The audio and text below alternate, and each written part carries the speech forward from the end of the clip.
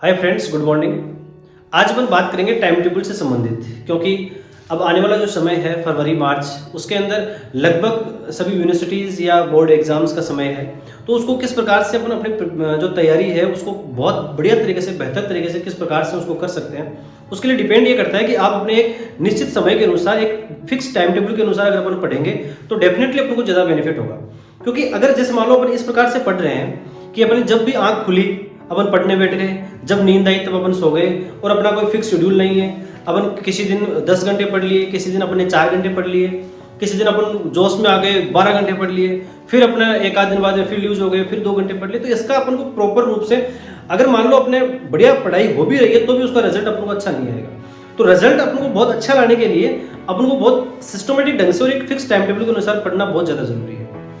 Time table बनाने के लिए सबसे इंपॉर्टेंट जो चीज़ होती है वो ये होती है कि कोई भी बच्चा अगर टाइम टेबल बना रहा है तो वो अपने नेचर के अनुसार टाइम टेबल बनाए, अपने अनुसार टाइम टेबल बनाए। ऐसा कभी नहीं होता है कि किसी बच्चे को मान लो सुबह जल्दी उठने में बहुत ज़्यादा परेशानी होती है और वो सुबह 3 बजे उठने का अगर टाइम टेबल बना रहा है तो जाहिर सी बात है उसको उतना बेनिफिट मिलेगा नहीं जितना उसको मिलना चाहिए। कई बार क्या होता है कि कोई बच्चा 10 बजे बाद में, 11 बजे बाद में पढ़ नहीं सकता, तो उसको उसी प्रकार से अपना टाइम टेबल बनाना चाहिए कि मैं सुबह थोड़ा जल्दी उठ जाऊं और शाम को थोड़ा जल्दी सो जाऊं।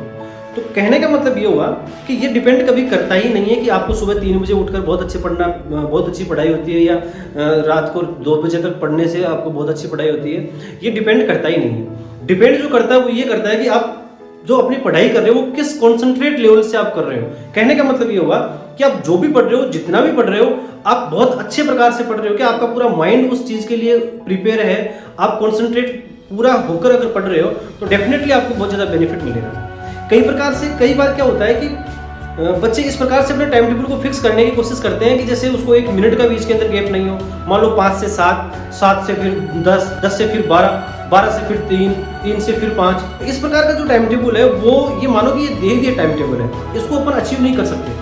क्योंकि अगर आपका नेचर इस प्रकार का है कि आप बीच में घंटे 2 घंटे मान लो आपको रेस्ट करने की आवश्यकता पड़ेगी, आपकी बॉडी इस प्रकार से है तो आपको वो करना ही पड़ेगा। अगर वो आप नहीं करोगे तो जाहिर सी बात है आप डिस्टर्बेंस मिलेगा आपको। अगर अपन पढ़ रहे हैं और कितना भी अगर अच्छा अपना कॉन्सेंट्रेट लेवल है तो 50 मिनट या मैक्सिमम 1 घंटा, उससे के बाद अपने माइंड को रेस्ट चाहिए होता है। तो अपन जो टाइम टेबल अपन बनाए वो इस प्रकार से बनाए कि मान लो अपन ने 1 घंटा पढ़ा या 50 मिनट पढ़ी, उसके बाद में अपन को 10 से 12 मिनट या 15 मिनट आपको रेस्ट चाहिए, 10 मिनट मैक्सिमम है। तो आपने 1 घंटा पढ़ाई की, फिर 10 मिनट का आपने रेस्ट किया, आपने जो भी कोई बीच में पानी वानी पिया या थोड़ा सा टहल लिए, फिर वापस अपनी सीट पर आकर बैठ गए, फिर आपने 1 घंटा और पढ़ लिया, फिर आपने 10-5 मिनट का रेस्ट किया। तो ये टाइम टेबल भी अपन को इसी प्रकार से बनाना है कि अपन उसको अचीव कर सकें। इस प्रकार का कभी नहीं बनाना है कि उसमें अपन को 1 मिनट का भी समय नहीं है, क्योंकि अपन पढ़ रहे हैं, अपन मशीन नहीं है, अपन इंसान है। तो अपना जो नेचर है वो भी उसी के अकॉर्डिंग रहना चाहिए। कई बार क्या होता है कि अपन मान लो, तो अपन को ये अपना टाइम टेबल भी इसी प्रकार से बनाना है कि अपन बीच में जैसे मान लो शाम के समय में डिस्टर्बेंस होता है। अगर आप घर पे रह रहे हो तो जाहिर सी बात है जैसे खाना वाना बनाने के समय में या जिस समय आप थोड़ा सा हल्की फुल्की वार्तालाप होती है तो उसमें आपकी पढ़ाई नहीं हो, तो उसमें आप भी आराम से अपने छोटे भाई बहन हैं या माता पिता है उनके साथ में आप रेस्ट कर सकते हैं, उनके साथ में आप हल्का फुल्का काम धाम भी कर सकते हैं, करवा सकते हैं। ये बहुत ज्यादा जरूरी है, क्योंकि मान लो अगर अपना जो नेचर है वो जिस प्रकार से वो अपन 2 दिन में, 3 दिन में, 4 दिन में उसके अकॉर्डिंग चेंज नहीं कर सकते। अपने नेचर के अनुसार अपन टाइम टेबल को फिक्स कर सकते हैं, क्योंकि अपन का काम ज्यादा पढ़ाई करने का नहीं है कि ज्यादा पढ़ाई करने का, कोई रिकॉर्ड बनाने का ये काम नहीं है। अपना काम ये है कि अच्छा पढ़कर अच्छा रिजल्ट लाना, और उसके लिए आपका जो नेचर है वो बहुत ज्यादा डिपेंड करता है। तो कहने का मतलब ये है कि अपन को पढ़ाई के साथ अच्छा रिजल्ट लाना है, उसके अकॉर्डिंग पढ़ना है, ना कि ज्यादा पढ़कर कोई रिकॉर्ड बनाना है। तो अपनी पढ़ाई कब अच्छी होगी? जब अपन अपने लेवल के अनुसार, अपने सिस्टम के अनुसार अपन पढ़ेंगे तो शायद अपन को बहुत अच्छी पढ़ाई होगी, बहुत अच्छा अपन को रिजल्ट मिलेगा। तो अपन अपने टाइम टेबल को इस प्रकार से बनाएं कि अगर अपन 8 घंटे स्टडी कर रहे हैं तो उसमें से 5 घंटे अपन रोज नया कुछ पढ़ें और 3 घंटे अपन पिछले वाले का रिवीजन करें, क्योंकि रिवीजन करना अति आवश्यक होता है। और 7 दिन में 1 दिन का टाइम अपन इस प्रकार से बनाएं कि अपन को पूरा का पूरा 6 दिन का रिवीजन अपन 7वें दिन करें, क्योंकि रिवीजन करना एक बहुत ज़्यादा इंपॉर्टेंट है। साइकोलॉजी का एक नियम है कि अगर आप महीने में 3 बार अगर रिवीजन कर रहे हो तो आपको उसका बहुत ज़्यादा बेनिफिट मिलेगा।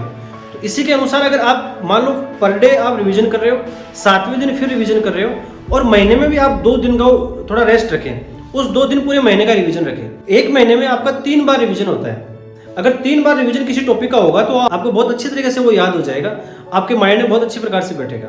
तो ये टाइम टेबल आप अपने हिसाब से बनाएं, जो भी 5 से 7, 8 से 10, 11 से 12 जो भी आप टाइम टेबल बना रहे हो वो अपने नेचर के अनुसार आप बनाने की कोशिश करें, आपके शेड्यूल के अनुसार आप बनाने की कोशिश करें, और कोशिश ये करें कि आप उसको रोज फॉलो करो। क्योंकि अगर अपन इस प्रकार का टाइम टेबल बना लेंगे जो अपन क्या कोई भी व्यक्ति फॉलो नहीं कर पाएगा, तो फिर आपको एक प्रेशर, अब धीरे धीरे एक प्रेशर आपके क्रिएट होने लगेगा और आप ये आपके माइंड में ये आने लग जाएगा कि मेरी पढ़ाई बहुत अच्छी नहीं हो पा रही है। उससे आपको अपने याद करने में या किसी चीज़ को अगर कॉन्सेंट्रेट होने में भी आपको उसमें दिक्कत आएगी। तो हमेशा टाइम टेबल को अपने अकॉर्डिंग आप बनाएं, आपके नेचर के अनुसार बनाएं, और ऐसा बनाएं कि आप बीच बीच में जैसे दोस्तों से गपशप करने का भी है, हल्का फुल्का मोबाइल में भी लेने का है, घर वालों से बहुत अच्छे प्रकार से बातचीत करने का, हल्का फुल्का घर पे काम करने का, अगर आप घर पे रह रहे हो तो इस प्रकार का ही आप टाइम टेबल बनाएं। आपको बहुत अच्छी प्रकार से बेनिफिट होगा और इसका रिजल्ट भी आपको बहुत अच्छा आएगा। तो आज के लिए इतना ही, मिलते हैं नए क्लास में एक नए वीडियो के साथ में। तब तक के लिए जय हिंद, जय भारत।